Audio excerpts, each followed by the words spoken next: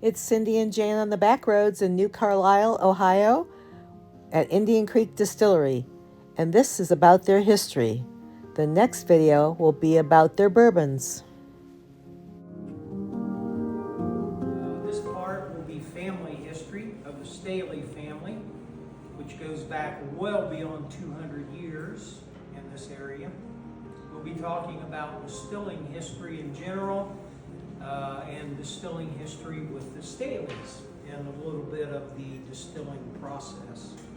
Second part of your tour, you will all go upstairs to the top floor where we have our meeting room and our permanent tasting bar. You'll get to participate in a guided tasting flight of all of our products. And my wife Missy will be your hostess up there. She will explain all of our products to you, what they are, why they are, what they are, etc. So you will know what to expect. Now the Staley family history, which is my wife's family, she is 6th generation. Missy's ancestors came this direction from Frederick, Maryland. And the guy that settled here was Missy's 3rd great-grandfather, Elias Staley. And he and 2 of his brothers, John and David, came this direction to seek their fortune when this was known as the Northwest Territory, or the Ohio country. And their parents had immigrated across the Atlantic from Switzerland in 1736. They settled in Frederick, where even then and now there are many, many Staleys there. Staley is a very prevalent name in that area. So the family dispersed all over the U.S. You know, it was more common back then for people to have large families. And Elias's family, he had 15 brothers and sisters. There were 16 children in that family total. And they dispersed all over the U.S. And Elias and his brothers ended up here. For a while, Elias had an 80-acre farm in what is now downtown Dayton, where the Mad River joins the Miami. And on that farm, he had a gristmill and a distillery. And he sold that property and those business concerns to settle here on this 160-acre farm. And he settled here because many reasons. Number one, the supply of wood. This is a 160-acre farm, 120 acres is woods. And also the water supply. He had motive power to power his gristmill, and he had a water-powered sawmill. And that water power, that motive power, was Indian Creek that bisects the farm. And then also he had groundwater. We sit on an aquifer, and that water bubbles up through limestone, giving us perfect whiskey water. And some of that water you will get to taste during your whiskey tasting. And it's very good, very healthy water. What's known as perfect whiskey water. High in calcium, no iron, and no runoff from man-made products, nitrates, nitrites, that kind of stuff.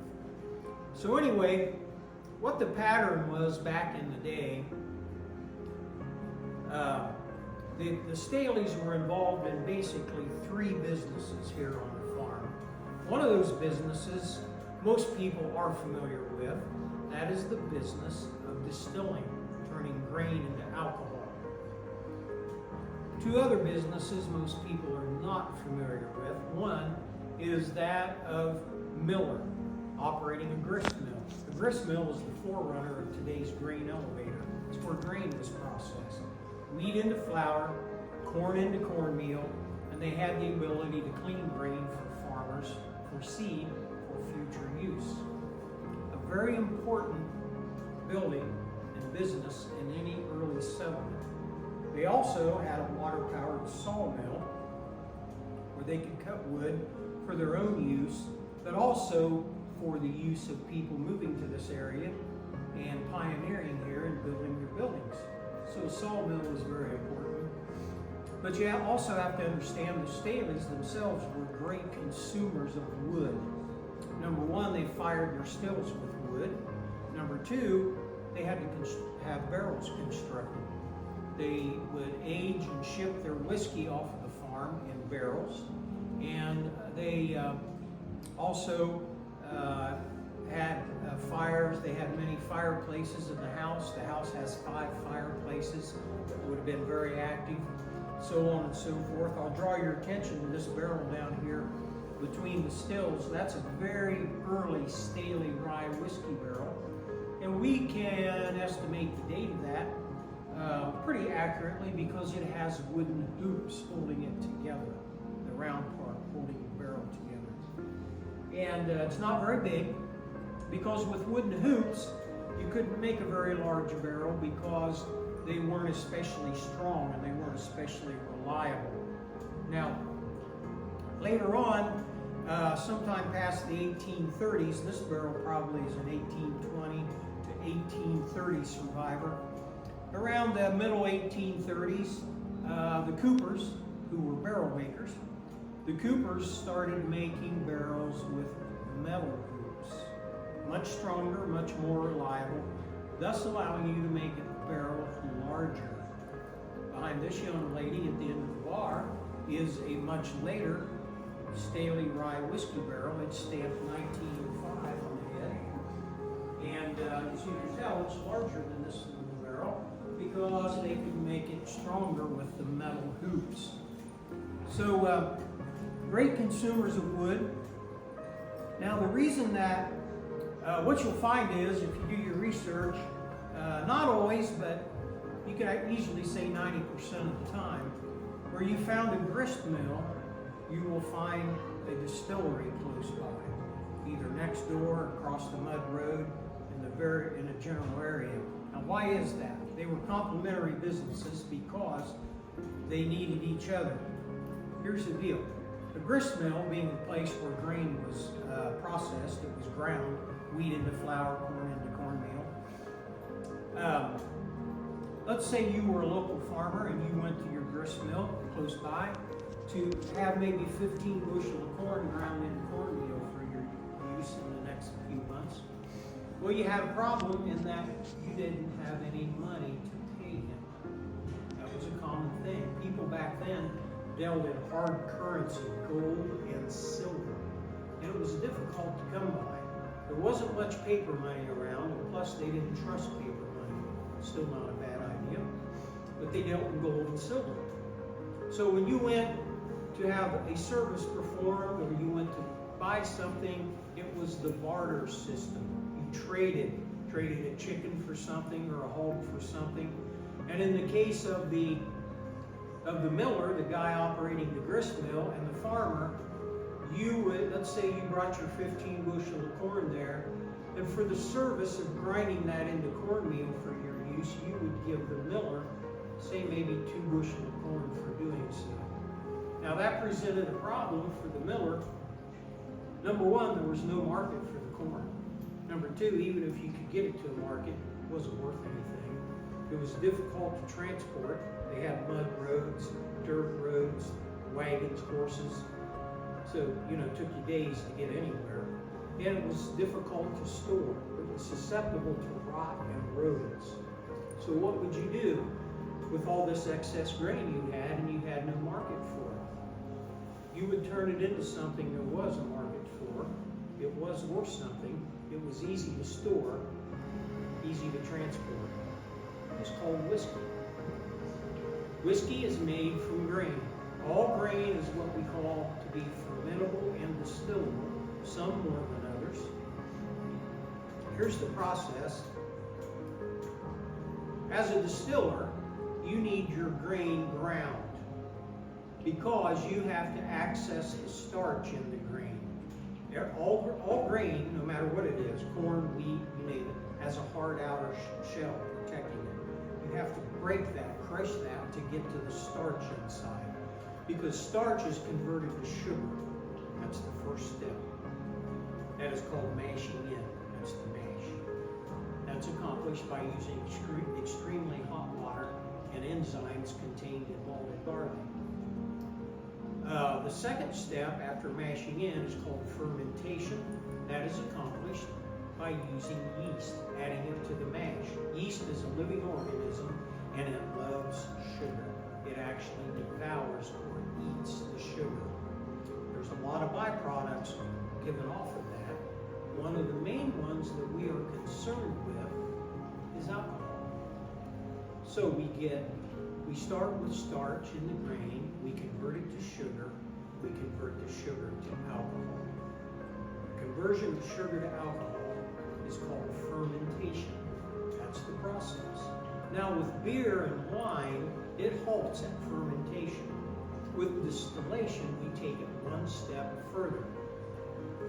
We will take that product, the sugar that's been converted into alcohol, and it's liquid in the mixture. There's water, there's all kinds of stuff in that mixture. We will place it in the still, in the belly of the still, which is encased in the firebox. We have a propane burner under the still. We turn the heat on, and the heat separates elements.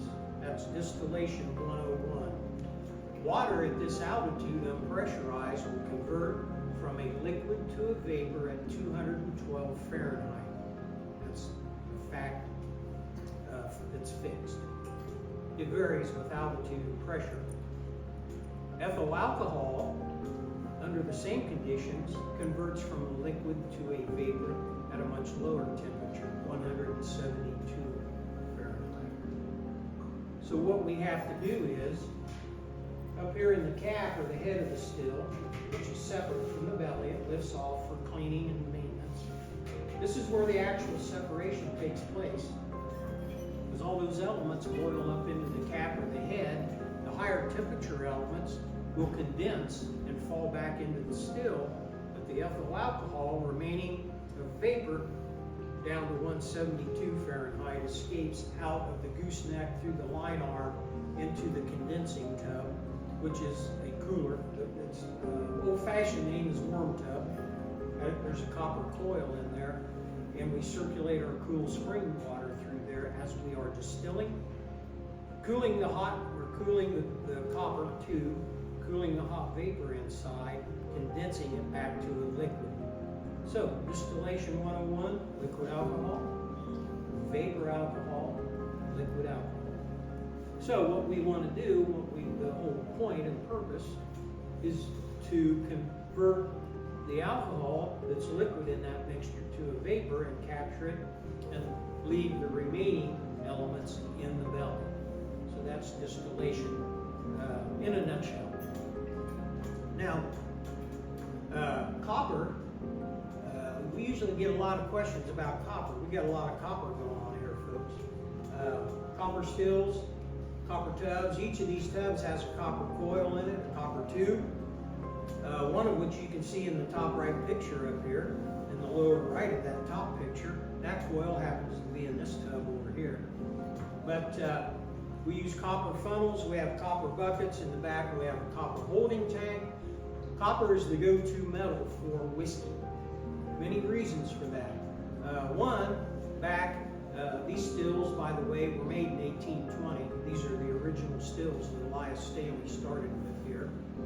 And I'll give you that backstory here in a minute, how that happened. But copper is, back in 1820 when these were made, as now, readily available. It's been around thousands of years. Copper is a very malleable metal. If you're skilled, if you're talented, you can shape it into about any shape you desire without what's called stressing it or making it weak and breaking it. You have to remember, everything you see here is hand hammered out of flat sheets of copper. A lot of craftsmanship. They didn't type up Amazon and have it delivered tomorrow. Probably took a couple days. So anyway, copper is very durable. Copper is easy to clean. We simply spray it down with citric acid and water and wipe it off. It comes nice and clean. It's excellent at conducting different temperatures. We heat the boil in the belly, and we cool the condense in the condensing tubs. It does both extremely efficiently. Probably more importantly than all that, copper is one of the few metals that inhibits the growth of bacteria. Bacteria will not grow in the presence of copper. So if you're making a drinkable product, a food product, or storing it, copper quite possibly would be your answer. Homeboys are pretty smart. Now, how these stills remain as they are from 1820 is an interesting story in itself. The original distillery here was opened in 1820 and sat across the road. The road splits our property here. And the grist mill here is the very large building right on the road. If you came off 201, you came about that far from it. It has oftentimes been mistakenly identified as a barn. It's not a barn. It's never been a barn. Hopefully it will never be a barn. It does not have barn doors, if you notice. It is a grist mill. And it is all original 1818 inside. It was in operation in 1818. Has big wooden gears, big bowl gears, pinion gears, lantern gears, very complicated piece of equipment made out of wood.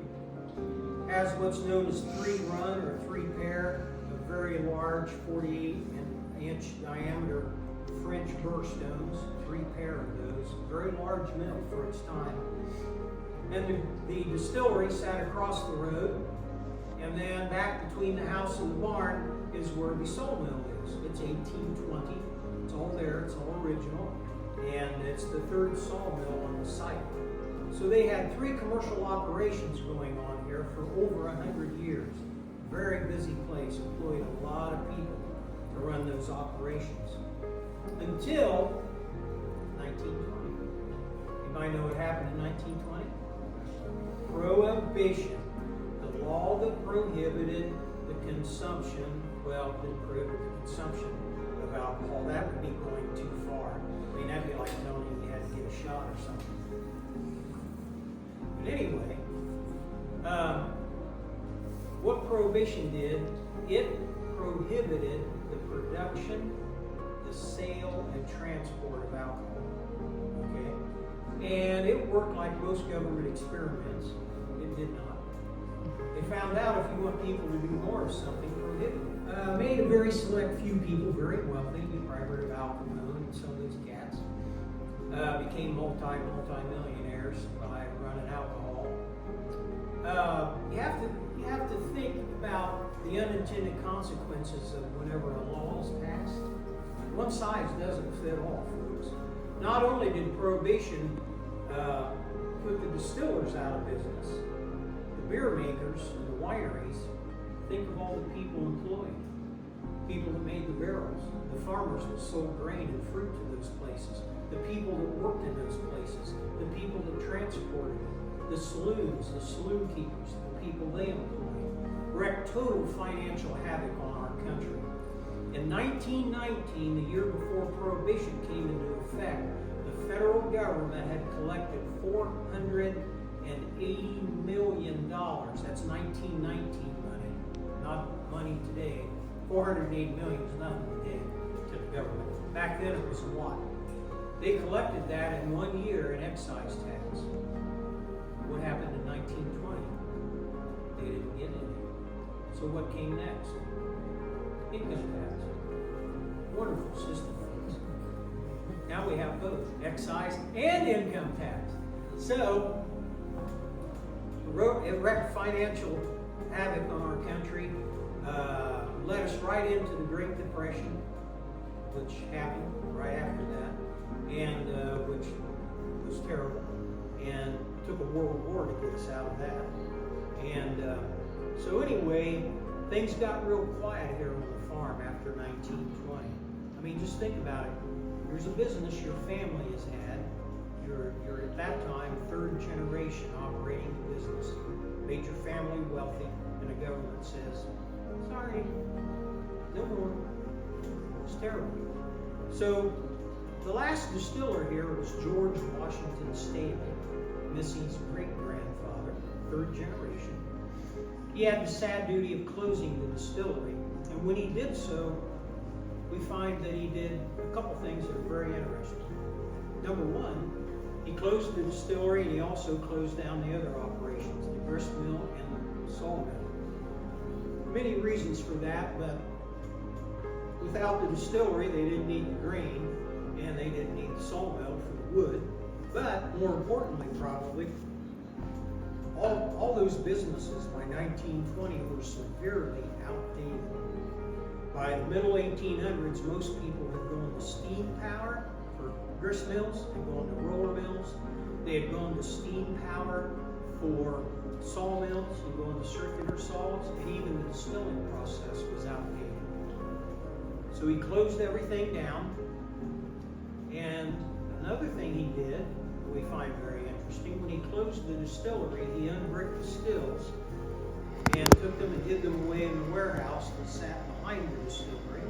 And he took all the associated equipment, the cooling coils out of the tubs, the hand tools, and the mash ferment tubs, etc., etc.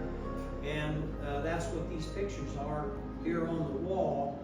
Pictures of the stills, of these stills, where they sat in the warehouse from 1920 until 2011.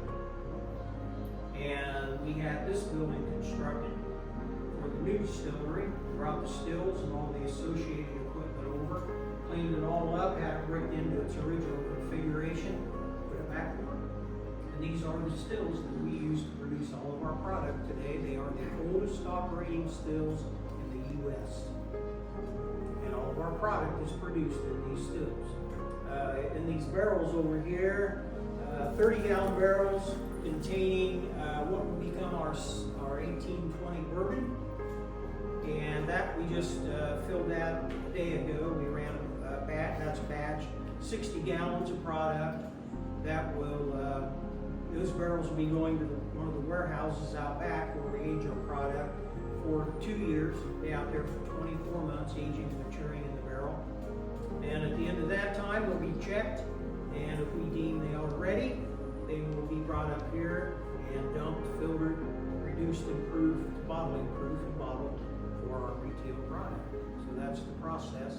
We do distill on a weekly basis. We work these old stills pretty hard. We have to try to keep up with the demand. We sell our product only here at the distillery, and occasionally there have been a few cases that we got out to some state agencies, but not often, because we want to keep our customers that come here happy. If they come think enough of us to come here and buy our product, we want to make sure we have some for them. So, not a fast process from grain, mashing in, fermenting. We distill everything twice here. First through this system, which is called singling operation. That is collected into one of the receiving tubs. It's pumped up into this tank behind me on the wall. And when it's full, it's dumped into this still and distilled again. Each time you distill your product, you increase the proof, because you are starting with much less initial volume, but you have a higher proof that you're starting with. So we run a total of 600 gallons of our ferment through this still over a period of 3 days and 2 nights. That 600 gallons is reduced to 100 gallons at about 40 proof. And then that 100 gallons is dumped into here, and it is distilled for our final product, which usually comes off at 120 proof in that area. Then it's reduced to barreling proof and goes in for its rest. So not a speedy operation. Mash, ferment, distill, till it's entered into the barrel, 7 days and 2 nights for what we call a batch. So this still will be running again tomorrow. Fill it and do another final batch with that one, and trying to keep up with the demand. Any questions? If you enjoyed this video, please give it a thumbs up and like us on YouTube and our Facebook page. And if you know someplace great that we should check out, please let us know. We're always up for a road trip. We hope to see you on the Backroads.